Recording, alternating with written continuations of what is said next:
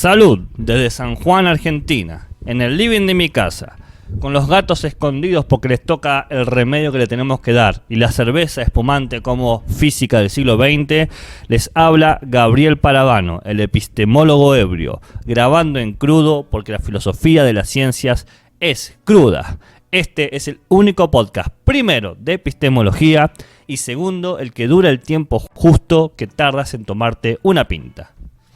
En este encuentro comenzamos con una serie de episodios dedicados al gigante, al maravilloso Max Planck, como una antesala a las próximas entrevistas epistemológicas que llegarán a nuestros estudios de grabación, que es mi casa. Bien.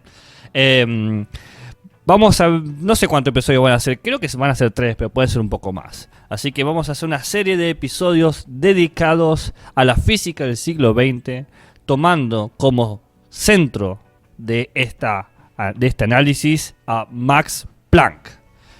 Así que empecemos con todo esto.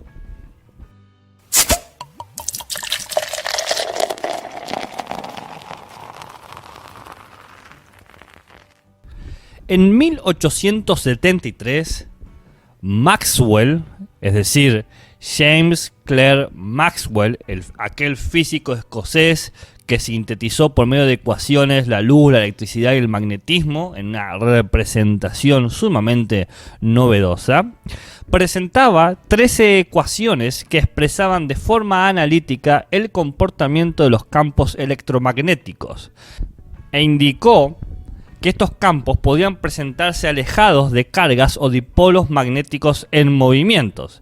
El dipolo magnético es un campo magnético de dos magnitudes, dipolos, ¿no? Que son similares a los que se generan por los circuitos que podemos ver, qué sé yo, en distintos aparatos electrodomésticos. Entonces, el ejemplo de Maxwell era la luz, cuya velocidad era la constante que Romer había propuesto y medido en 1672. Romer, ya lo conocen, Ole Christensen Romer, ese famoso astrónomo danés que observó el primer satélite de Júpiter, que descubrió las vueltas de los satélites de Júpiter que forman como un cono y una sombra, ¿no? Ese había propuesto una velocidad, una constante en la luz, y Maxwell fue lo que hizo fue suponer los movimientos y las cargas electromagnéticas en base a esa constante. Entonces, para determinar estas ecuaciones, Maxwell propuso un complejo modelo mecánico que explicaba cómo se propagaban estas ondas que tenían luz, electricidad, magnetismo, etcétera, en el éter, en un compuesto muy extraño llamado el éter. El éter fue una hipótesis científica que luego se desestimó, que era una sustancia en teoría que llenaría todo el espacio, un poco como ahora es la materia y la energía oscura. Sustancia que llenaba todo el espacio, y su movimiento, el movimiento del éter, era lo que producía la luz. Esta existencia fue propuesta por el físico matemático Lord Kelvin en 1887.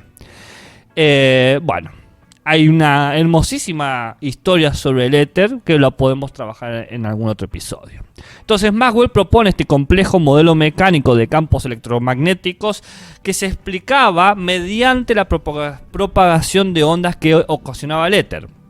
Entonces, los científicos empezaron a discutir estas predicciones de Maxwell hasta que en 1888 el querido Hertz, este físico alemán que descubrió cómo detectar y producir ondas electromagnéticas, consiguió generar las primeras ondas electromagnéticas, logrando confirmar las primeras bases fundacionales de la ciencia occidental del siglo XX hacia el XXI, la cual presentaba una simetría matemática casi perfecta, respondiendo así también a las aspiraciones de Galileo. Bueno, si quieren saber las aspiraciones de Galileo, yo hice un especial como de 5 episodios, vayan a buscarlo, ni me acuerdo el número, debe estar en el 80 por ahí, o el 70. O el 50. Por otro lado, también se manifestaba como leyes naturales y por ello no serían una invención humana estas constantes de Maxwell al estar en teoría dadas en el mundo, permitiendo dar una noción de que hay un orden causal en el mundo. Las ecuaciones de Maxwell no estarían más relacionadas con el éter a partir de 1887, pero sus aplicaciones aún eran óptimas bajo el marco mecanicista de Newton de la naturaleza. Es decir, Maxwell le limpia el éter cuando se dan cuenta que no funciona, pero gracias al pensamiento newtoniano como que todavía funcionaba, ¿no? Estas leyes de atracción, de movimiento, de reacción, etc. Y aunque se seguía alegando por ciertas consideraciones sobre la posibilidad de un medio que sea el sostén de todos los movimientos, por más que no sea el éter, las leyes de Maxwell habían dado un pensamiento matemático a fenómenos naturales difícil de precisar y de despreciar. Y acá empieza la hecatombe. Las ecuaciones de Maxwell generaron un interrogante que preocuparía a todos los científicos del siglo XIX y del siglo XX. ¿Cómo interaccionan las ondas electromagnéticas con la materia?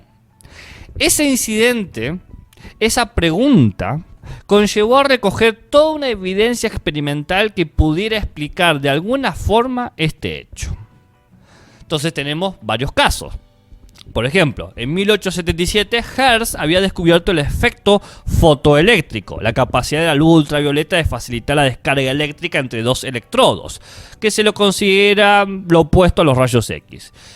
Michelson y Morley medían la velocidad de la luz desde una referencia terrestre de montañas cuyas cumbres tenían espejos, pero los problemas atmosféricos y tectónicos conllevaban la necesidad de construir un tubo cerrado al vacío de acero de más de 1,5 kilómetros de largo para medir la velocidad de la luz, y llegaron a una curiosa conclusión.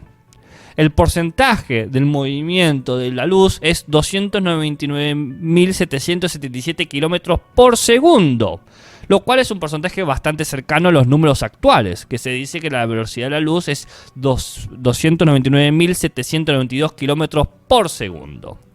Entonces, encontramos que en el 77 Hertz descubre el efecto fotoeléctrico. No dije, en 1887, una década después, se tiene un porcentaje de la constante de la velocidad de la luz de kilómetros por segundo. Ese mismo año, en 1887, Fitzgerald, ¿no?, este filósofo naturalista irlandés, quien había sintetizado en 4 las 13 ecuaciones de Maxwell, postuló la idea de la contracción de los cuerpos en dirección al movimiento e indicó que el calor específico del éter debería ser extremadamente pequeño para satisfacer las propiedades que se le adjudicaban en este mundo. En 1897, Joseph Thomson, científico británico que descubrió el electrón, trabajando en una cámara ideada por Crookes en 1886, William Crookes, el que inventó el tubo de Crookes. ¿Qué es el tubo de Crookes? Bueno, es como un cono de vidrio por el cual circula una serie de gases que al aplicarle electricidad adquieren fluorescencia. Entonces Thomson, utilizando este tubo de Crookes en 1886, determinó que los rayos catódicos tenían tanto una carga como una masa, a los que le denominó corpúsculos, pareciendo resolver así la disputa acerca de la naturaleza del fenómeno electromagnético. Es decir, si era por ondas, el fenómeno electromagnético era algún tipo de luz. Y eso era la propuesta de Thomson. ¿Qué era el electromagnetismo? Bueno, algún tipo de luz movido en ondas. En 1899, el Thomson que dijimos hace un rato, el muchacho Thomson, el del tubo, propuso el primer modelo atómico diferente al de Demócrito. Si quieren saber cuál es el modelo de Demócrito, también hay un capítulo sobre eso. Y el nombre que le puso a su modelo atómico se llamaba torta de pasas. Qué bonito. Suponía una estructura estática donde las partículas estaban atrapadas en el núcleo, cuya totalidad es neutra, mientras que lo rodea es lo que posee cargas de algún tipo, negativas o positivas. Y Thomson suponía que el átomo era así como un enjambre de cargas negativas, los corpúsculos, dentro de una nube de cargas positivas sin masa, los electrones, que eran la parte constitutiva del átomo. Ya en 1879, Joseph Stefan, matemático, físico y poeta, había determinado empíricamente que la energía irradiada por un cuerpo negro, que es un objeto teórico ideal, a una temperatura dada, es proporcional a la cuarta potencia de su temperatura termodinámica, haciéndolos por lo tanto buenos emisores de energía como buenos absorbentes. Se harían pruebas deducidas por Boltzmann 5 años después, y bien, el físico alemán Wilhelm, ¿no? El que sentó las bases para la teoría cuántica, había demostrado con sus experimentos que la temperatura era proporcional a la emisión de radiación. De ese modo combinaba las leyes de Maxwell a las leyes de la termodinámica, el estudio de los estados de equilibrio microscópicos, y explicaba la emisividad de los cuerpos negros. Fíjense que la pregunta de la interacción de las ondas electromagnéticas con la materia llevó a grandes cosas: el descubrimiento del efecto fotoeléctrico, la creación o el acercamiento a la constante de la velocidad de la luz, la postulación de la contracción de los cuerpos en dirección al movimiento, el primer modelo atómico diferente al del democristiano. O sea, el primer modelo distinto al Demócrito tuvo a ver básicamente 1900 años de distancia. Sí, el modelo de Demócrito estuvo vigente casi por 2000 años hasta que tuvo un nuevo modelo de torta de pasas. También nos encontramos con la teoría del cuerpo negro y la idea de el control de la temperatura o la temperatura termodinámica, la emisión de energía y la absorción de energía. Nos encontramos con la idea de radiación. Todo esto para responder de alguna manera la relación de las ondas electromagnéticas con la materia, efecto de las ecuaciones de Maxwell. Este es el contexto donde aparece el 14 de diciembre de 1900, en la fiesta de fin de año, en la Academia Prusiana de Física, el gigante, el enorme, el fundador de la teoría cuántica, Max Planck. Aquel que profundizó sobre la teoría del calor, aquel que descubrió principios que no había todavía divulgado William Gibbs, aquel que postuló la constante de Planck, aquel que trabajó de una manera totalmente nueva sobre el problema del cuerpo negro. El problema del cuerpo negro es básicamente esta idea. Recordemos que el cuerpo negro es un objeto teórico ideal que absorbe toda la luz y toda la energía radiante que incide sobre él. Es como un sistema físico que no reflejaría luz, pero sí la emite. Mientras que más temperatura posee, más luz emitiría, lo que significa una longitud entre las ondas cada vez más cortas. Esto enunciado se lo conoce como la ley de Wien y era básicamente la conexión entre el electromagnetismo y la materia. Era el problema que había que hacer. Y Planck, el 14 de diciembre de 1900 en la fiesta de fin de año, anunciaba la explicación al problema de la distribución de la energía del espectro normal de calor irradiado, el problema del cuerpo negro. Encontró que solo era posible describir la radiación del cuerpo negro de una forma matemática que correspondiera con formas experimentales, dando a entender que la materia solo puede tener momentos discretos no continuos, explayando la posibilidad de un modelo matemático con una ecuación de la energía que habla por frecuencias llamadas fotones, que si se descubriera que la materia se mueve por frecuencias llamadas fotones, el universo sería cuántico no continuo. Lo que más tarde demostraría, gracias a los desarrollos, que hay una íntima conexión entre las ondas electromagnéticas y la materia que tiene que ver con el comportamiento de estos fotones. El trabajo de Planck surgió de una tesis de 1859 que postuló Gustav Kirchhoff, físico prusiano, ¿bien? que postuló leyes sobre la luz de los objetos incandescentes. Entonces, Planck, a partir de leer esta tesis, postula lo siguiente: el estado de emisión de calor desde una cavidad encerrada por una sustancia es independiente de la naturaleza de aquella sustancia. Dicho resultado permitía repensar las conexiones entre la energía y la temperatura. El estado de emisión de calor desde una cavidad encerrada por una sustancia es independiente de la naturaleza de aquella sustancia. Lo que emite el calor emitido, la temperatura, no es necesariamente algo que se corresponda directamente con la materia, pero sí hay una relación de causa y efecto. Ya en 1882 Planck entendía que el primer y el segundo principio de la termodinámica, ¿no? La primera ley que decía: la energía no puede crear ni destruirse. El segundo es la ley, el desorden, entropía de un sistema aislado no puede decrecer.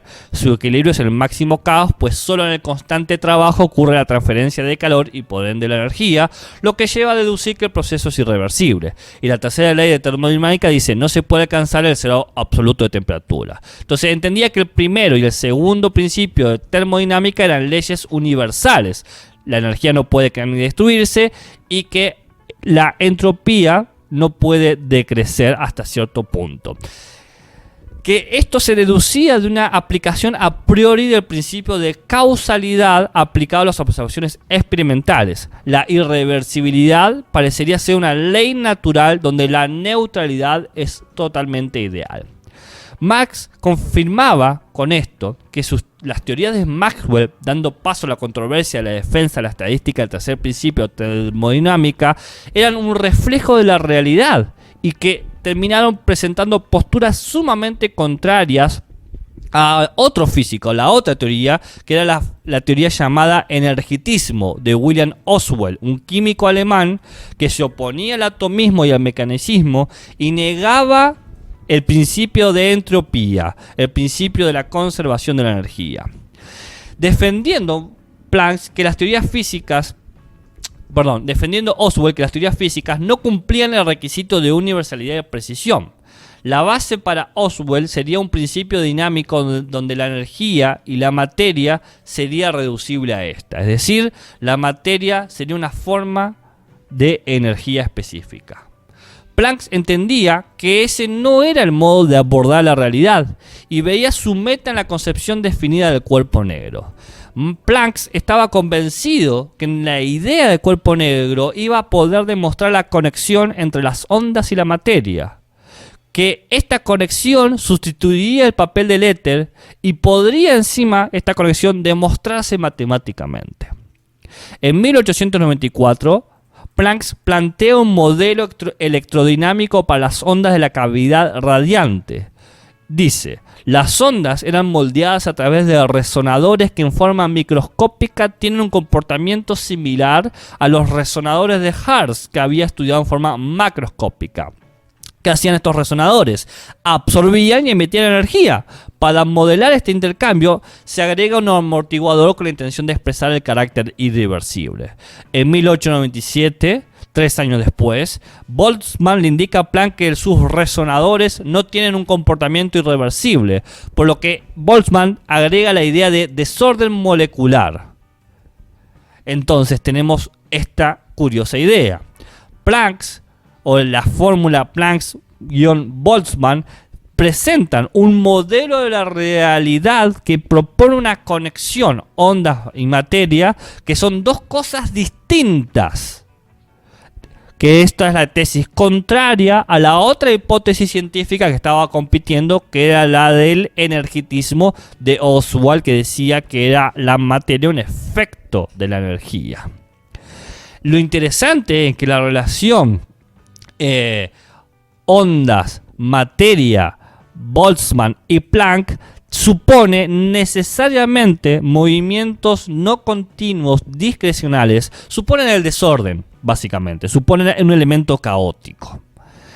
En el año 1900, cuando se presentaba finalmente la relación entre la entropía y la energía, que fue verificada por la ley de Stefan, por la ley de Boltzmann, la ley de Wien y la ley de Planck, por medio de una ecuación que estaba dentro de las tesis de Planck, se creó un primer modelo sencillo y lógico, construido básicamente por retazos de otras ecuaciones matemáticas que se fueron desarrollando, que fueron las que fuimos mencionando nosotros, ¿no? Estas ecuaciones que hablaban sobre el descubrimiento del efecto fotoeléctrico, la velocidad de la luz, la idea de los rayos catódicos, la necesidad de un nuevo modelo atómico, etcétera. Bien, hubo un recorte, como tomar distintos parches de todas estas teorías que estaban de una manera eran independientes, autónomas, pero que todas trataban de explicar la relación de las ondas electromagnéticas con el cuerpo. La ecuación de Planck, efecto de un trabajo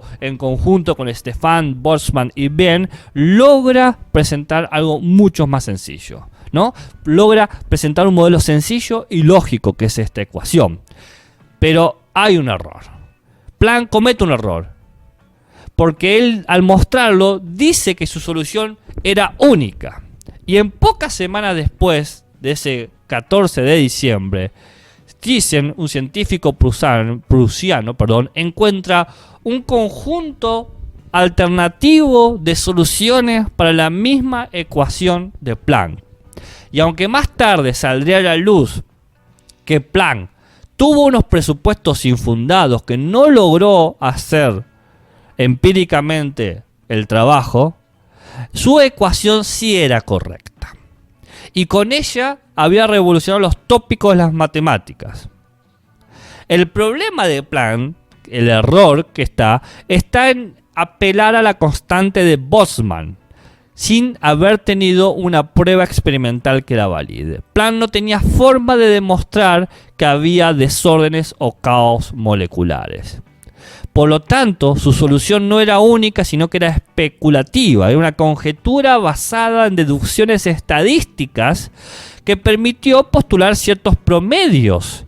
¿Promedios sobre qué? Sobre características térmicas, lumínicas y magnéticas de los elementos, de las cosas, dejando como opción a tomar el ensayo de diversas hipótesis experimentales hasta hallar con una que sea consistente con el mundo ideal de las matemáticas de Planck. De igual manera, el error de la especulación de Planck dejó de ser importancia, pues la ecuación definitiva a resolver resultaba ser otra.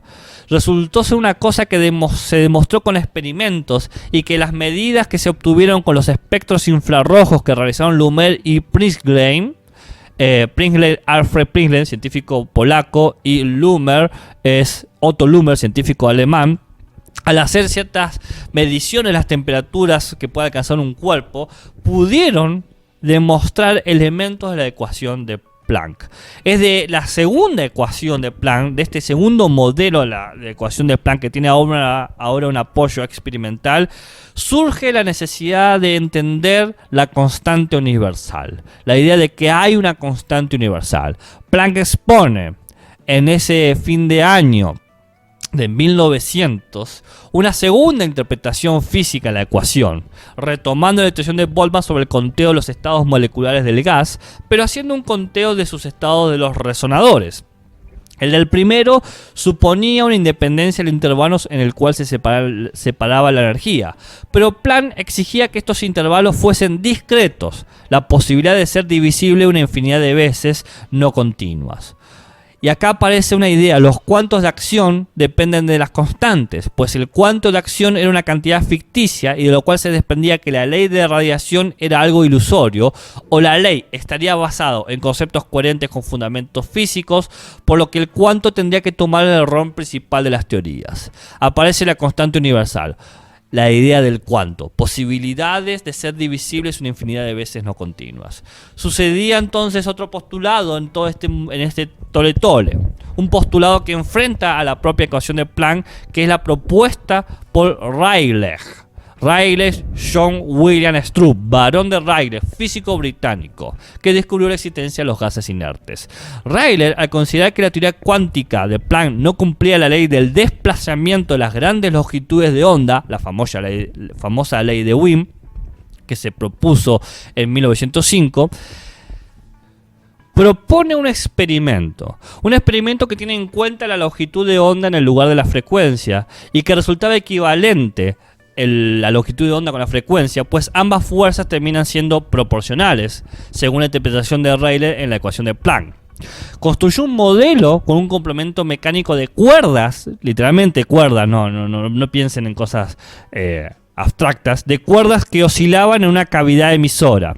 Más tarde ese mismo año crea como el principio de equipartición, que es esta idea de compartir por igual, establecer un equilibrio térmico, trabajando en una caja de ondas de energía estacionada en temperatura T. La temperatura T es la temperatura crítica o límite por encima de la cual un gas miscible no puede ser licuado por compresión, es decir, la idea del gas ideal, en analogía de la caja de Boltzmann del gas. El resultado de los modelos que propone Rayleigh en la reinterpretación de la ecuación de Planck para poder demostrar sus errores conducía conducía a mostrar que la ecuación de Planck llevaría a lo que se llamó una catástrofe ultravioleta.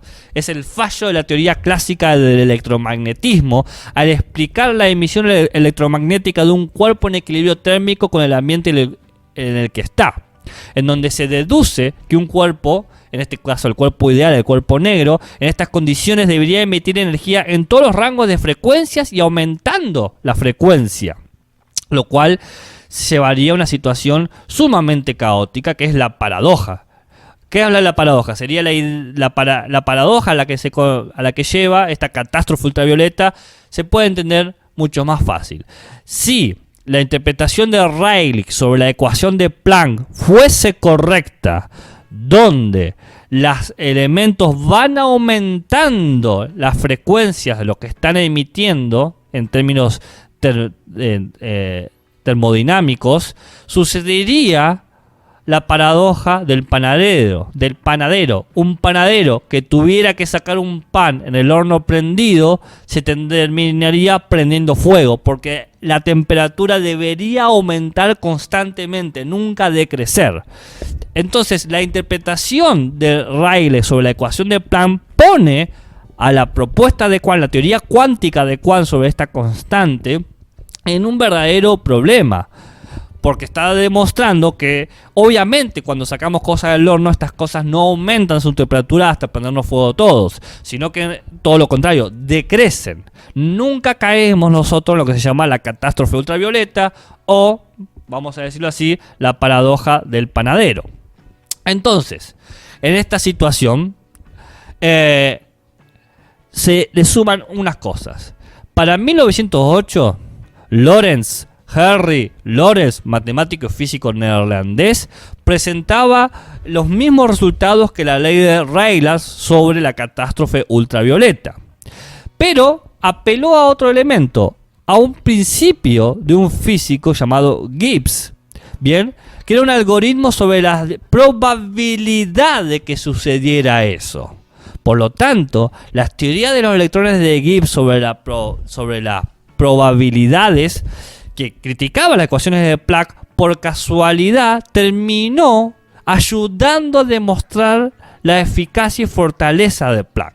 Es decir, si bien Gibbs y Rayleigh y Lorentz estaban en contra de las ecuaciones de Planck, la reformulación de Lorentz sobre la reformulación de Rayleigh sobre la ecuación de Planck termina de alguna manera fortaleciendo el argumento de Planck, porque muestra que hay un elemento de probabilidad de la catástrofe. No es algo que va a suceder necesariamente, va a suceder en unas condiciones específicas, que tiene que ver con un principio de conservación de energía, de lo que puede crecer y multiplicarse.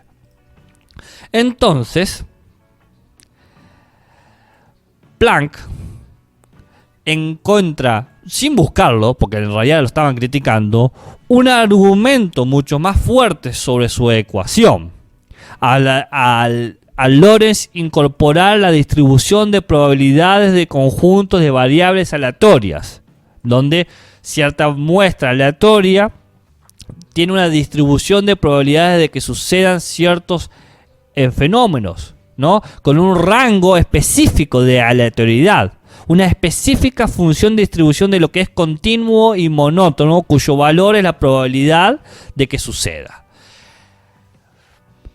Teniendo este elemento que fortaleció Planck, Planck no reconocía los efectos. Si bien Planck propone la discrepancia, la no continuidad, él no reconocía que la idea de lo discontinuo era algo vital para la física contemporánea.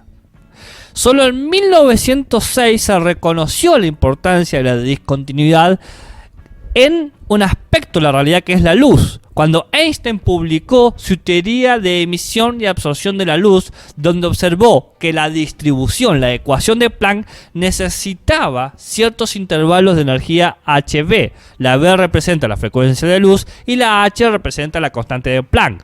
La ecuación establece entonces que la energía es igual a la frecuencia de luz por la radiación del cuerpo negro.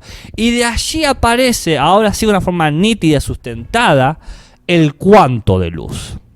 actualmente conocido como fotón, la partícula elemental responsable de las manifestaciones cuánticas del fenómeno del electromagnetismo que conecta las ondas con la materia. Pero inclusive cuando Einstein publica su artículo en 1906, Planck seguía negando la posibilidad estructural de la discontinuidad en la física. Hasta 1918, la media más exacta del cuanto de acción que se había obtenido era el resultado que había ofrecido Millikan. Millikan era Robert Millikan, físico estadounidense que estudió los efectos cuánticos, los campos eléctricos y gravitatorios.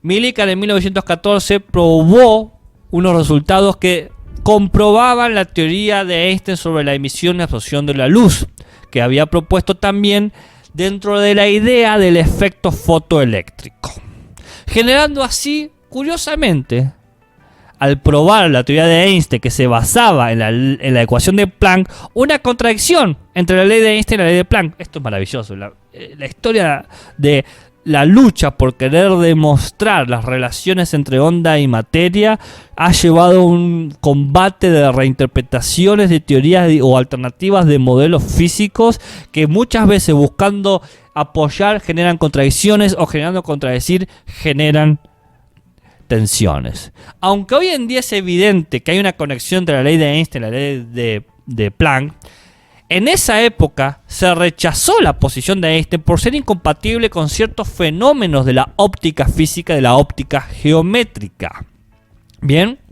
Porque, bueno, ¿de dónde viene esto? Porque Einstein había basado su trabajo en un artículo de Philipp Lenard de 1902, un físico húngaro, ¿no? Y que de alguna manera los postulados ópticos de Lenard quedaron totalmente en desuso. Y acá hay que agregarle caldo a nuestro festín. En 1914 estalla la Primera Guerra Mundial, obligando a contextualizar a todos los desarrollos científicos bajo ese marco. El trabajo de los científicos, que fue profundamente teórico, había resultado muy útil en progresos económicos y políticos de las naciones, pero las necesidades bélicas imponían una nueva modalidad distinta de trabajo y un retraso en las investigaciones más básicas, más teóricas. Se existió una tendencia de aislar a los científicos en sus laboratorios para que avanzaran en sus investigaciones y dieran resultados prácticos en corto plazo, supervisados constantemente por mandos militares. Esta Primera Guerra Mundial y su consecuente finalización dejaron en una postura frágil a toda la comunidad científica alemana, al ser excluida en los círculos de investigaciones franceses y estadounidenses, exclusión que se mantuvo hasta 1927, donde se reabrieron las puertas en la maravillosa conferencia dedicadas a los electrones y fotones, que ustedes seguramente han visto esas fotos, están todos sentados y te ponen no sé cuántos premios Nobel, etcétera. Lo que era claro es que los avances científicos habían definido el resultado de la guerra. La conciencia que se había desplegado era que todos los ciudadanos debían ser combatientes, ya desde la trinchera, ya desde las fábricas o ya desde los laboratorios. Conciencia que se hizo masiva ante el terror que despertaba el conocimiento sobre las armas de destrucción masiva. La actitud científica se veía entonces cuestionada por ecos de la Revolución Rusa, que creaba instituciones prácticamente anticientíficas. En este contexto de la guerra, nos encontramos con varios elementos que van a poner en cuestión toda la historia de Planck. Un par de años antes, Rutherford, en 1911, había demostrado la existencia del núcleo, ¿no? Ernest Rutherford, físico y químico neozelandés. Un año antes de la guerra, en 1913, Niels Bohr había explicado la condición de la discontinuidad de la luz para demostrar la estabilidad del átomo. Este físico propuso un modelo atómico que suplantaba el anterior de Thomson, que incluía la existencia de órbitas circulares de energía cuantizada por el electrón girando alrededor del átomo. La misma teoría vería su máxima expresión en 1915 por el modelo de Sommerfeld, ¿no?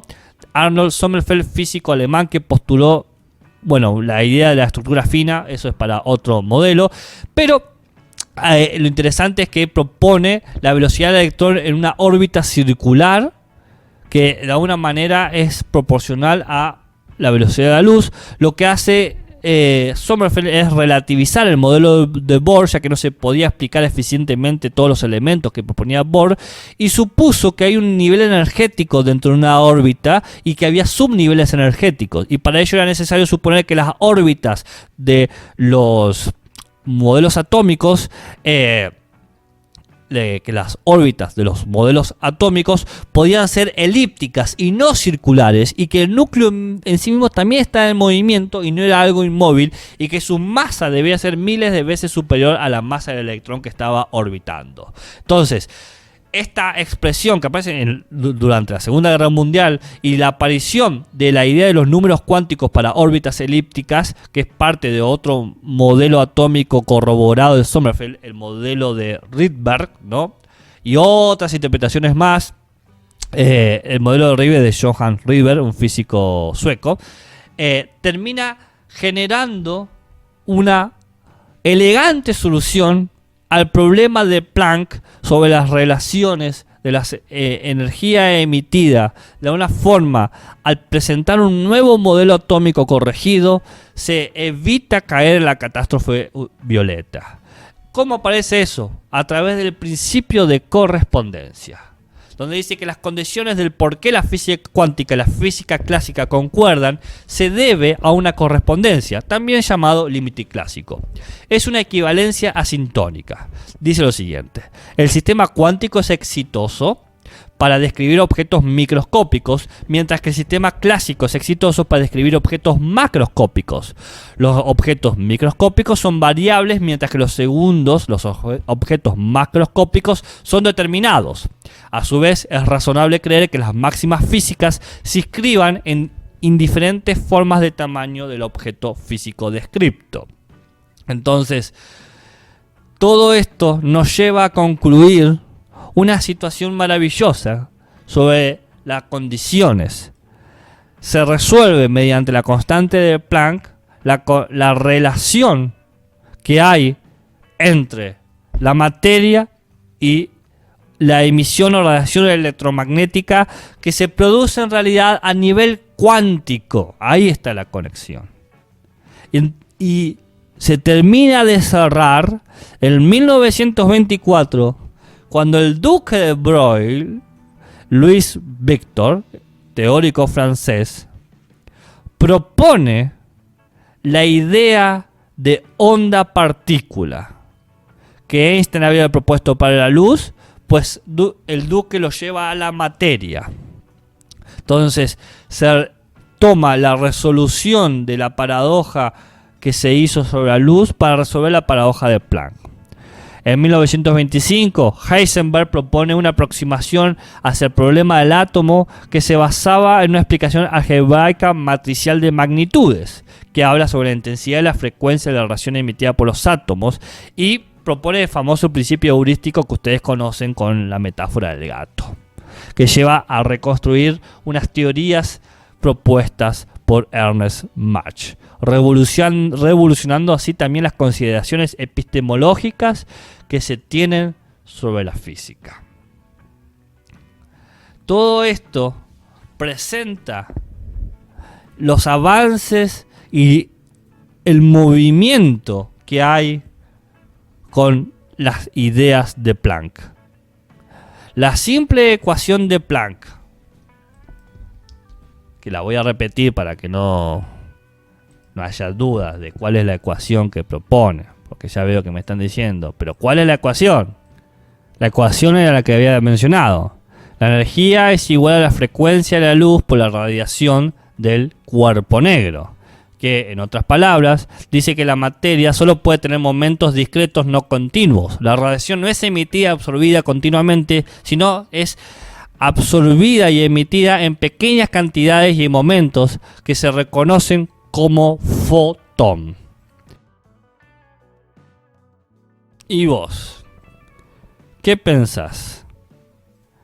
¿Habías alguna vez considerado que la presencia de la idea del fotón llevó a este tole-tole, este ir y venir de problemas matemáticos y experimentales?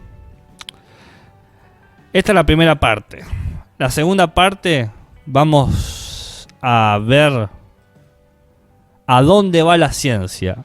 Libro de Max Planck. Pasemos ahora a la siguiente sección. Camarero, una cañita para llevar.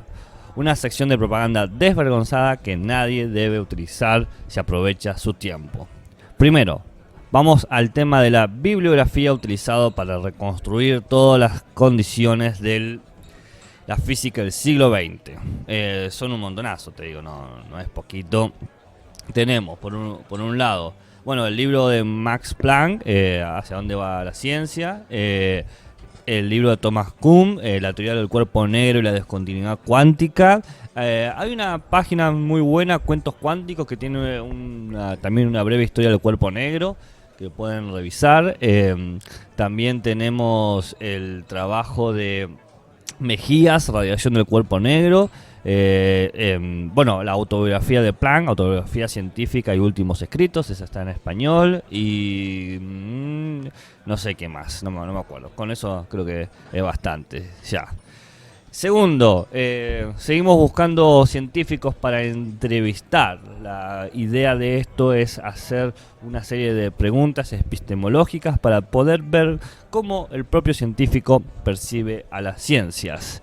Y por último, puedes escuchar el podcast por todas mis redes sociales, Facebook, Instagram, Spotify, YouTube, siempre como epistemólogo ebrio.